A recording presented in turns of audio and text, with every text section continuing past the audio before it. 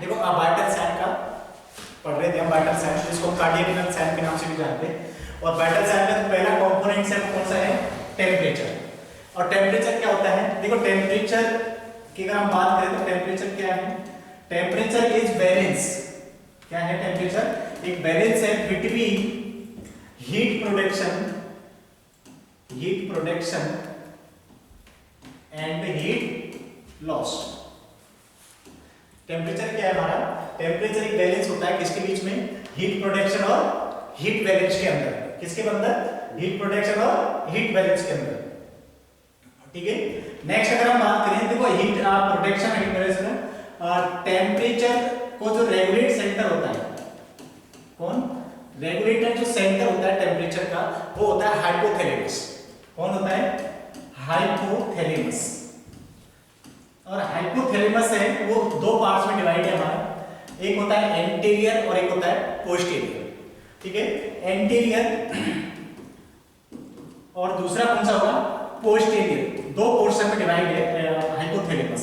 अब देखो hypothalamus centre है, टेम्परेचर को रेगुलेट करता है और कैसे करता है? एंटीरियर होगा वो क्या करता है? हीट लॉस करता है। क्या करेगा? हीट लॉस करेगा। जबकि पोस्टीरियर क्या करेगा? यहाँ पर हीट प्रोडक्शन। क्या करेगा? Heat production. ठीक है। अगर हम बात करें नेक्स्ट टर्मिनोलॉजी में, हीट लॉस का मतलब क्या है? यहाँ पर टर्मिनोलॉजी होगी थर्मोलाइसिस। क्या बोलते हैं? थर्मोलाइसिस। थर्मोलाइसिस का मतलब है ब्रेकडाउन ऑफ हीट। यहाँ पर हीट प्रोडक्शन का मतलब क्या है? यहाँ पर थर्मोजेनेसिस।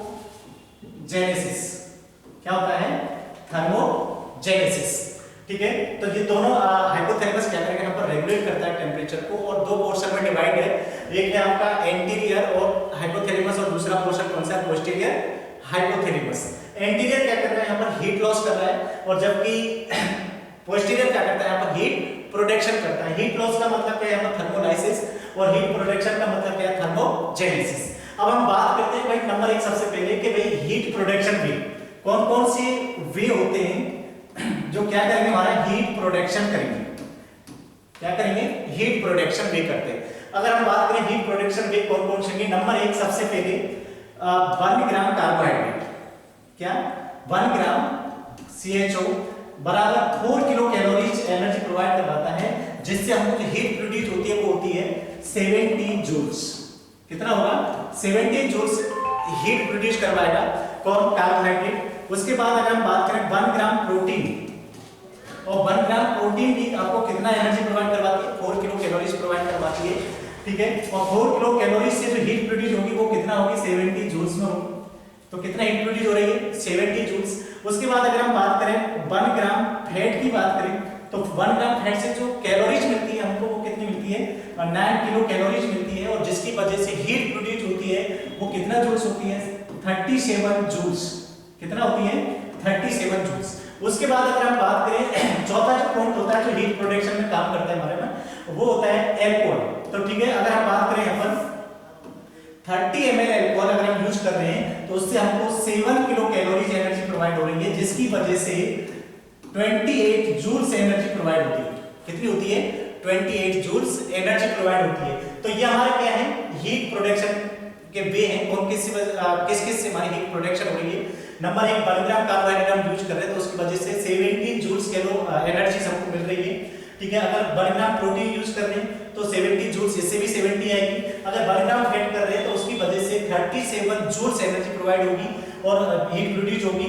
और अगर हम एल्कोहल यूज कर रहे हैं तो 28, अगर एक पैक यूज कर रहे हैं हम 30 ml का, तो उसमें से हमको 28 जूल्स एनर्जी हीट प्रोडक्शन होगी। अब हम बात करते हैं दूसरा वे हमारा हीट लॉस वे। हीट लॉस के कौन कौन से मेथड है? Heat loss method. ठीक है। तो हीट लॉस किस किस मेथड से लॉस होती है? नंबर एक सबसे पहले कंडक्शन मेथड। कौन सा होगा? कंडक्शन मेथड होता है। और कंडक्शन मेथड से क्या होती है? हीट लॉस होती है। कंडक्शन मेथड का मतलब क्या है? जब कोई पर्सन या कोई भी चीज हमारी हॉट से कॉल्ड और कॉल्ड से हॉट के संपर्क में आती है, तो उसकी वजह से क्या होती है? हीट लॉस होती है। उसको बोलते हैं कंडक्शन मेथड। क्या बोलते हैं? कंडक्शन मेथड बोलते हैं। कब? जब हॉट, ठीक है, हॉट किसके संपर्क में आ रही है?